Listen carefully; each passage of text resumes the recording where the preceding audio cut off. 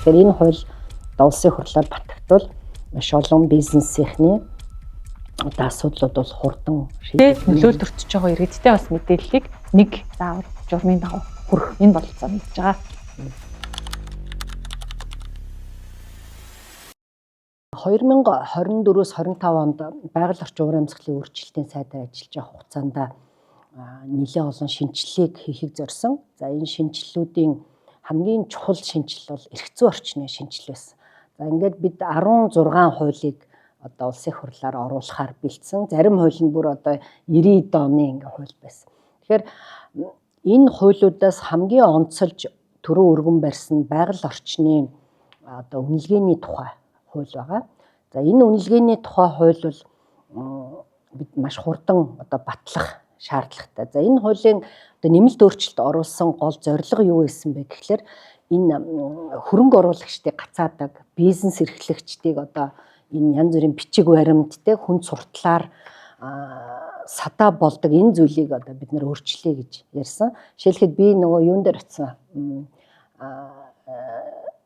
сэргийгт хэрчим хүчний нэг гадны компани дээр очиод уулзалт хийж байхад бид нар энэ хугацаанд одоо энэ төслөө хэрэгжүүлэхэд 10 жил орсон.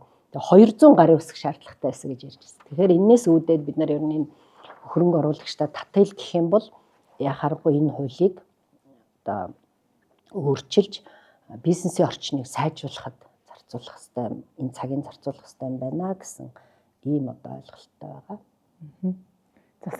Засгаас орж ирсэн хуулийн төсөл дээр болохоор нэг онцлог заалт нь бол байгаль орчны нөлөөллийн үнэлгээнд дээр нийгмийн гэдэг үгийг бол оруулж ирсэн байсан. Тэгээд таны сайдаар ажиллаж байх үед яг нийгмийн асуудлыг хөндөж хууль эрх зүйн орчинд ингэж оруулж ирсэн нь их хурл дээр байгуулагдсан их хурлын чуулган болон байнгын хороогоор хилцүүлэх тэр ажлын хэсгийг ахалж ажиллаж байгаагийн хувьд бол их талархаж хүлээж авсан. Тэгэхээр нийгмийн нөлөөллийн үнэлгээг бол хийдэг болох нь хууль эрх зүйн орчноор ингээд нээгдэж байгаа хуулийн төсөл удахгүй эхний хилцүүлэгтээ ороод ингээд ажлын хэсгийн дүгнэлттэй танилцуулаад явахаар байгаа. Тийм.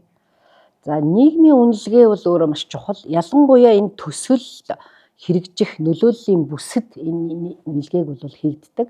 Жишээлхэд тэнд амьдрах иргэд ямар одоо байдалтай байх юм бэ? За тэр амьдарч исэн газар нь яг одоо нөлөөллийн бүсд ороод тэр айл нүүх ёстой юм уу? Тэндээ суурших ёстой юм уу гэдэг бол өөрөө маш чухал байдаг. Тийм учраас энэ байгаль орчны үнэлгээний хууль дээр нөлөөллийн бүсийн иргэдтэй яаж хэрхэн харьцах уу? Яаж тэднэрт төслөө танилцуулах уу? Төслөө танилцуулахдаа ямар хүмүүс оролцох ёстой гэдгийг бол нэлээд одоо наривчилж тусгаж өгснөөрөө бас их онцлог байгаа. Тийм, олон нийтийн оролцоог танилцууллаа. Тэгэхээр энэ хуулийн төсөл орж ирээд засгаас орж ирээд 2025 оны одоо төгсгөлөөр хилц хэсэг нь бол дэмжигдээд явсан. За энэ хуулийн төсөл одоо яг энэ ажлын хэсэг дээр их хурал дээр ажилласан ажлын хэсгийнхний өөрчлөлтүүдийг энэ сая одоогийн гишүүнийхээс нэмээд тайлбарлавал таад маань засгийн газраас оруулж ирэхдээ ер нь шаардлагагүй төслүүдээс байгаль орчны нөлөөллийн наривчлсан үнэлгээг нэхэхгүй байя гэсэн ба. Тэгэхээр зэрэглэл бүх төслүүдэд зэрэглэл 1 2 3 гэж хуваасан ба. Тэгээ зэрэглэл 1 2 3 гэдэг нь ямар нэгэн тодорхойлолт бичигдээгүй байдлаар засгийн газраас өргөн баригдсан байсныг за ер нь хуулиндаа энэ тодорхой оруулж өгснөөр одоо доктортой өргөжлөх нөхцөл нь бүрдэх юм а гэдэг дээр ажлын хэсэг дээр ярилцаад зэрэглэл 1 нь бол хамгийн их том одоо газар нутгийг хамрах нөлөөлөл ихтэй байх төслүүдэд нэрлэе. Зэрэглэл 2 нь болохоор дунд түвшний. Зэрэглэл 3 нь болохоор одоо зөвхөн ерөнхийдөө мэдэгдэл өгөөд манайх ийм үйл ажиллагааг эхлүүлэх гэж байна гэдгээ мэдэгдээд өнгөрөх ийм төслүүд бай гэж байгаа. Тэгэхээр байгаль орчны наривчлсан үнэлгээ нийт хийгддэг төслүүдийг 100% гэж үзэх юм бол 30% нь ямар нэгэн байдлаар одоо гарын үсэг шаардахгүй мэдэгдэхэд асуудал нь шийдэгдэж ажил нь эхлэх боломж нь бүрдэх ийм байдлаар бол одоо хуулийн төсөл боловсруулагдсан байгааг бас тайлбарлан хэлье. Би нэг уламжлалын нэг имлэг дээр очиж үзүүлэхэд очисон. Тэгсэн надаа танд энэ лаборатори танилцуулъя гэдэг. Тэгээ лабораторийг орж үзсэн чинь нэг жижигхэн лаборатори. Одоо нөгөө уламжлалын имлэгийн одоо имээ найруулдаг юм. Тэгэнгүүт би одоо яамнаас зөвшөөрөл авах гээд 2 жил явж гин гэж хэлсэн байхгүй. Тэгэхээр яагаад ийм жижиг юмд 2 жил болдیں۔ Гэсэн чинь надад тайлбарлаж. жижигч вэ, томч вэ ерөөсөө яг бүх шат амжилга нь адилхан.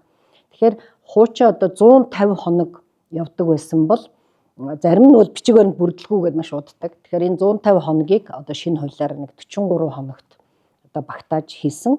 За саяын таны хэлдгийг бол бид нар 3 англи гэдэл хуулиндаа оруулаад ирсэн байсан боловч ажлын хэсгийнхэн энэ хуулийг тодорхой болгож өгөө. 1-р зэрэглэл нь ямар байх юм, 2 нь ямар байх юм, 3 нь ямар байх юм гэдгийг тодорхой болгож өгье гэсэн. За энд ялангуяа 3-р зэрэглэлд орох гэж байгаа жижиг аж ахуйн нэгжүүдийг бол ер нь цахимаар бүртгэе. Зөв мэдэгдээ заавал эргээд одоо тэдэн хоногийн дараа, тэдэн сарын дараа зөвшөөрөл авдаг энэ байдлыг бол халъя гэж байгаа. Яа тэгэхээр энэ бол өөрөө цаг хугацаа маш их алддаг. За 2-р зэрэглэлээр бол мэдээж орон нутаг өөрөө ингээд хариуцахаар байгаа. За 1-р зэрэглэл нь бол яхаарахгүй одоо том уул уурхай хангалтцуу төслүүд байгаа учраас энийг ингэж 3 ангилж өгснөөр бас яамн дээр ирэх ачаалал нь ч гэсэн багасж байгаа. Ер нь ингээл яамн дээр маш олон ингээл зүйлүүд байдаг. Тэгэл эний чинь бас бүгдийг наривчлаад үзэн гэхээр маш их цаг хугацаа ордог. Яамны ажил ихтэй. Одоо бол ерөөсөө тэр 30-30 хувиар нь зүгээр мэдэгдээд цахимаар одоо ингээд зөвшөөрөл авдаг ийм бас болж байгаа. Тийм зэрэглэл 3 гээд одоо мэдэгдэл хөрвүүлээд үйл ажиллагаагаа эхэлж болох. Ер нь бол хөнгөвчлөгдөж байгаа энэ хууль батлагдсанаар хөнгөвчлөгдөх төслүүдэд танилцуулбал автомашины зогсоол шинээр байгуулагдах тохиолдолд төвийн шугамд холбогдсон үйлчилгээний төв автоугаалга өсчин байгуулахад за хүн мал амьтны эрүүл мэнд хүрээлэн буй орчинд үзүүлэх эрсдэл багтаа бодисыг дотоодоос худалдан авч ашигладаг эмнэлэг, эмийн сан, ихтэйд, дунд сургууль, жилийн хэрэглээ 50 кг-аас бага шинжилгээ судалгааны байгууллага, гоо сайхан, хэвлэл, алт мөнгөний дархан, гар урлалын салбарт үйл ажиллагаа явуулж буй иргэн хуулийн этгээдэд одоо ямар нэгэн байдлаар байгуулагчны наривчсан үнэлгээ хийх ийм асуудал үүсэхэргүй мэдээлэлээ өгөөд одоо үйл ажиллагаагаа эхлэхийн боломжийг энэ хуулиар нээж өгч байна. За бас нэг зүйлийг бас дурдахыг хүсэж байна. Хуучин одоо багийн даргаас заавал одоо алтан бичгээр зөвшөөрөл авдаг байсан. Гэтэл нутаг дэвсгэрийн нэгж түүний удирдлагын тухай хуульд бол багийн хурлыг улирал болгонд хуралддаг байна гэсэн заалтыг хасцсан. Тэгэнгүүт одоо баг нь хуралддаггүй. За мэдээж одоо өдөөний хүмүүс чи ажил ихтэй шүү дээ, тийм мал төлөх үеэр ч гэдэг юм. Ер нь ингээл байнга л одоо ажилтай байдаг. Тэгэхээр хурал нь хуралдахгүй заримдаа бүр 6 сар жил болчдөг ийм тохиолдлууд байсан. Тийм учраас бид бол энийг бас одоо өөрчилж өгсөн байгаа. За нөгөөтэйгөр энэ менежментийн төлгөө гэж гаргадаг. За менежментийн төлгөөнд бол 5 жилээр менежментийн төлгөөгөө батлуулна. За жил болгон бас одоо энэ менежментийн төлгөөгөө шалгуулж одоо баахан зөвшөөрөл авдаг. Энэ хүндрэлтэй. Ялангуяа одоо энэ уул уурхайн компаниуд төр хол байдаг. Тэгэл жил болгон ирээл энэ менежментийн төлгөөгөө батлуулна гэдэг. Шинэ хуулиар бол 5 жил менежментийн төлгөөгөө батлуулна. Дунд нь хэрвээ тэр төлгөөнөөс өөрөөр өөрчлөлт орох юм бол яамдаа мэдэгдээд, орон нутгатаа мэдэгдээд энийг одоо өөрчилж зөвшөлдсөх ийм зүйлүүд бол орсон байгаа. Тэрнээс эхний менежментийн төлгөө өөрчлөгдөг бол одоо дахин ингэж явдгийг бол багасгасан. Тэгээ зөв ер нь би ингээд эндээс дүгнээд үзэхэд бид нар их бичиг цаас бол нэг хэмиг шидэхгүй байгаа. Хүмүүс бичиг цаасыг бол янз янзаар л хийгээл аваад ирдэг. Гэтэл бид нар асуудал гарвал харин тэр газар дээр нь очиж хяналтаа хийх. За байгаль орчинд сөрөг нөлөөлөл үзүүлэх юм бол тэнд нь шууд одоо актыг тавьдаг.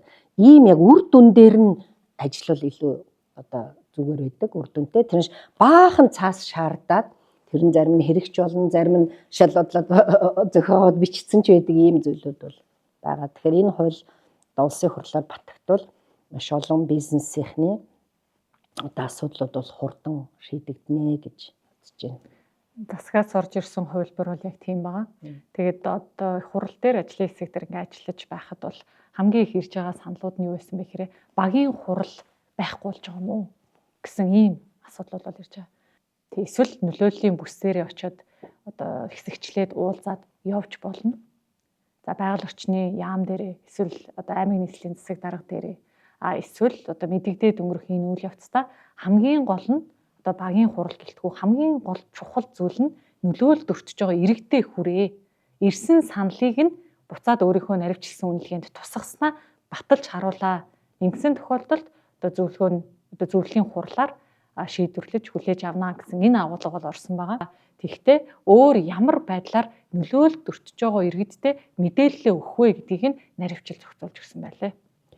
За энэ дээр бол иргэд хамгийн их одоо орон нутгийн иргэд бол маш их анхааралтай ажиглаж байгаа. Энэ дээр маш хэмзгэлдэг. Тэгэхээр өмнөхөөсөө юугаараа сайжирсан бэ гэхлээр өмнө нь багийн хурал хийнгээ зарладаг. За нэг цөөхөн иргэд ирдэг. Яг тэр нөлөөллийн бүст байгаа иргэд бол төдийлөн бас ойлголт авч чаддаггүй ийм зүйлүүд байгаа. Тэгэхээр өөрөөр хэлбэл энэ аж ахуйн нэгж мэрэгжлийнхээ компанитай хамтраад тэр нөлөөллийн бүст байгаа иргэд хуралд ирж чадаагүй ч гэсэн очиод гэр орноор нь явдаг ч юм уу, заримд нь одоо цахимаар ч юм уу ингээд очиод төслөө танилцуулах нь өөрөө чухал байгаа. За энэ дээр орон нутгийн одоо тэр сумын дарга нь ялангуяа одоо иргэдийн тэр уулзалтанд бас оролцох нэг чухал байгаа. Яа тэгэхээр энэ төсөл хэрэгжснээс манай орон нутагт ямар одоо ач тус өгөх юм бэ? За улсын төсөвт төчнээн төгрөг орноо, аймгийнх тэд орноо. Манай сумынхт бол одоо энэ ашиглалтны амнаатаас одоо тэдэн хувь нь бол орноо. За манай сумын иргэд төчнээн одоо ажлын байртай болноо гэдэг ч юм уу. Энийг бас өөрсдөө энэ сумын засаг дарга үүрэг хүлээгээд тайлбарлаж өгөхгүй л өмнө юу болдог байсан бэ гэхээр яам нэг зөвшөөрлөгч нь тэгэл иргэд нөгөө компани аж ахуйн нэгж үйл ажиллагаагаа явуул гэхээр ямар ч мэдээлэл байхгүй иргэд нь одоо тэнд бослого гаргаад ингээ энэ аж ахуйн нэгж юмаа хийж чаддаггүй юм байсан. Тэгэхээр нөгөө дөтийг харж 4 хоног гэдэг шиг эхнээсээ аж ахуйн нэгж нөлөөллийн бүсийн иргэдэд юмаа тайлбарлаад сумын засаг дарга нь бас тодорхой одоо хариуцлага хүлээгээд ингээд явах хэрэгтэй л гэж. Сумын засаг гол онцлог байгаа. Тий, сумын засаг дарга нартлуу байгалийн нөлөөллийн одоо үнэлгээ нүдтэй холбоотой альва төрлийн мэдээллийг хүргүүлээд эргээгээд хэд хоногийн дотор хариу өгөх ёстой вэ гэдгийг нь бас хуульчилж зааж өгсөн байгаа. Тэгснээр бас одоо төрийн байгууллага талдаа хариуцлагажж байгаа ийм одоо алхам болж байгаамаа. Тэгэхээр одоо 10 хоногийн дотор эргээгээд хариулаарай гэсэн байдлаар санал засгийн газраас их хурл руу орж ирсэн. Үүнийг болохоор 15 хоног. Энэ бол хуанлын 15 биш, ажлын 15 хоног учраас 3-7 хоногийн дотор тань төрийн байгууллага мэдээлэлээ эргээгээд ирүүлэх ийм санал төсөл тусгагдаад явж байгаа. За тэгэхээр би бас нэг цаг хугацааны хувьд бол энэ хууль одоо маш хурдан батлах шаардлагатай гэж үзэж байна. Яагаад тэгэхээр аж ахуйн нэгжүүдийн одоо нэгжүүд бол хаалгаа барьж байна, татвар хураамж их байна, төрийн хүнд суртал их байна, зөвшөөрөл авч чадахгүй байна гэдэг үүднээс хөрөнгө оруулагчид маань одоо яваад өгж байна. Аж ахуйн нэгжүүд маань одоо үд хаалгаа барьж байгаа. Ийм үед бид нар энэ хуулийг хурдхан батлаад энэ бүх эдийн засгаас сэргээх татвар төлөгчдөө дэмжих энэ зүйлийг хийх шаардлагатай. За мэдээж одоо ингээд энэ хуулийг хэдэн жил хэрэгжижээтэл одоо эдийн засгийн нөхцөл байдал сайжраад тийм ээ бас өөр нөхцөл байдал үүсэх тохиолдолд бид нар энэ хуулинд дахиад өөрчлөлт оруулж болно. Одоо яг ийм цаг үед бол нөгөө чөлөөлөө аяны хүрээнд бид нар аль болохоор хурдхан шиг аж ахуйн нэгжүүдэд дэмжиж хүн сурталгүй болгох нь яг одоо энэ цаг үеийн бас гол зорилт болчиход байна л да. Яг тэгэхээр татвар төлөгчдийн тоо зөөрж байна. Хөрөнгө оруулагчид багасж байгаа үед бол бид нар энэ хуулиа л одоо хурдан батлаад дэмжиж явах нь чухлаа гэж үзэж байгаа. Тий. Үүнээс гадна бас яг нөлөөлөлт өртөж байгаа иргэдтэй мэдээллийг яг нэг загварын дагуу өгөх. Тэр тодорхойлсон иргэдтэй хүрч ажиллах энэ агуулга бол хуулинд суусан байгаа. За хамгийн сүүлийн жишээ бүгд авч ирвэл туулын урдны замыг ярьж болохоор байна. За бүх одоо нийслэлийн дайран өнгөрөх тэр туулын урдны зам дайран одоо өнгөрч баригдах тэр багуудаас бол тэр хороодоос бол зөвшөөрөл авсан байсан бичгээр. Тэгтэл яг нөлөөлөлт өртөж байгаа тэнд ойрхон амьдарч байгаа иргэд нь эсрэгцэж эхэлсэн. Ерөөсөө мдэггүй гэсэн тийм бид нарт бол нөлөөлөлт өртөх иргэдтэй яг очиж хурч энэ наривчилсан үнэлгээ нь батлагдаагүй байсан гэсэн утгатай. Тэгэхээр энийг бид нар сайжруулах ёстой том жишээ бол энэ байгаа юм. Тэгээ энэ хууль батлагдсанаар яг одоо зөвхөн хувийн хвшил талдаа ээлтгээс гадна иргэдтэй нөлөөлөлт өртөж байгаа иргэдтэй бас мэдээллийг нэг заавар журмын дагуу хүргэх энэ бололцоо нэгдэж байгаа.